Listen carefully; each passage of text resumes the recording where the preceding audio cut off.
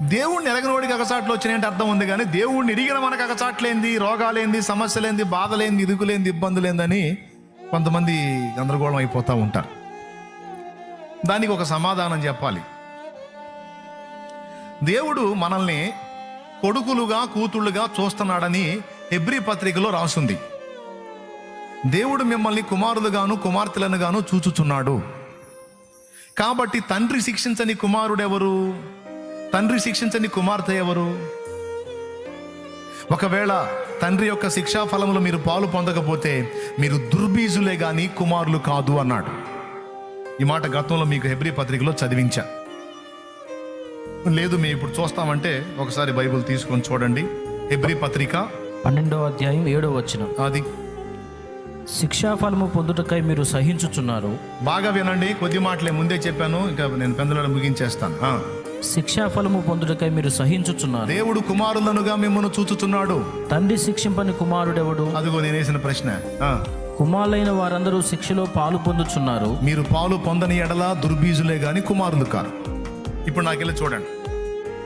ఇప్పుడు దేవుడు నిన్ను శిక్షించి రక్షించుకోవటం నీకు ఇష్టమా, లేకపోతే నువ్వు ఎట్టన్నా పో, నిన్నేమి కదిలించకుండా నెమ్మదిగా సుఖముగా ప్రశాంతమైన జీవితంలో ఉంచడం నీకు ఇష్టమా? నీకేది ఇష్టం? నేను చెప్పనా, దేవుని ప్రణాళికలో ఉన్నవారు, చెవులు రిక్కించుకొని జాగ్రత్తగా వినండి, దేవుని ప్రణాళికలో ఉన్న వాళ్ళని దేవుడు వదిలిపెట్టడు. దేవుని ప్లాన్లో ఉన్న వాళ్ళని దేవుడు వదిలిపెట్టడు. మీరందరూ దేవుని ప్రణాళికలో ఉన్నవారు.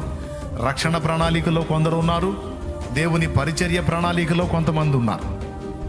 ఆయన సన్నిధిలో పరిచర్య చేయించుకొని బయట సువార్తకు మిమ్మల్ని వాడుకొని కాపర్లుగా మిమ్మల్ని చేయని, ప్రవక్తలుగా చేయని, అపోస్తలుగా చేయని, ఎట్లనన్నా కానీ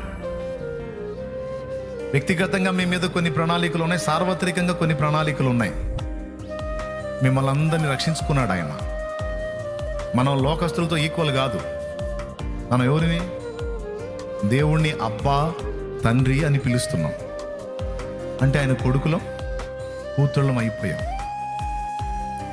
ఇప్పుడు నీ విషయంలో దేవుడి జోక్యం ఎలా ఉంటుందంటే, నువ్వు మిగిలిన వాళ్ళలాగా జిలాకు చేష్టాలు చేస్తే దేవుడు చూస్తా ఊరుకోడు. అర్థమైందా? ఏం చెప్పాను ఒక మొక్క చెప్పు. నువ్వు మిగిలిన వాళ్ళలాగా, మిగిలిన వాళ్ళు అంటే ఎవరు? లోకస్తుల్లాగా జిలాకు పనులు చేసావు అనుకో, జిలాకంటే ఈజీగా అర్థమైద్దని చెబుతున్నాను. దూలగొండి చేష్టాలు అనుకోండి, చేసావు అనుకో, అంటే అది అంటే ఒకటని కాదు కదా, ఒక్కొక్కళ్ళు ఒక్కొక్కటి చేస్తుంటారు. ఎవరెవరు ఎక్కడెక్కడ ఏమేమి జిల్లాకు చేష్టాలు చేస్తారో నాకేం తెలుసు? చేసేది నీకు తెలుసు, నీ పర్సనల్ చూసే ఆయనకి తెలుసు. దేవునికి స్తోత్రం. అయితే ఒకటి, లోకస్తులను వదిలేసినట్టు నిన్ను వదలడు.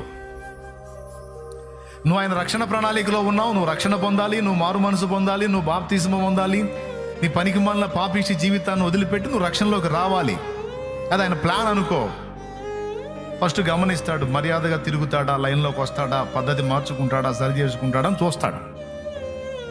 మర్యాదగా తిరిగితే సరే, తిరగకపోతే నువ్వు ఎలా తిరుగుతావో అలా తిప్పుతాడు. గ్యారంటీ. నువ్వు నినవేగబో అని యోనాకి చెప్తే తార్షీషు వాడు ఎక్కాడు, పోయాడా? చేప కడుపులో 3 రోజులు మురిగాడు. అట్లుంటది గతి.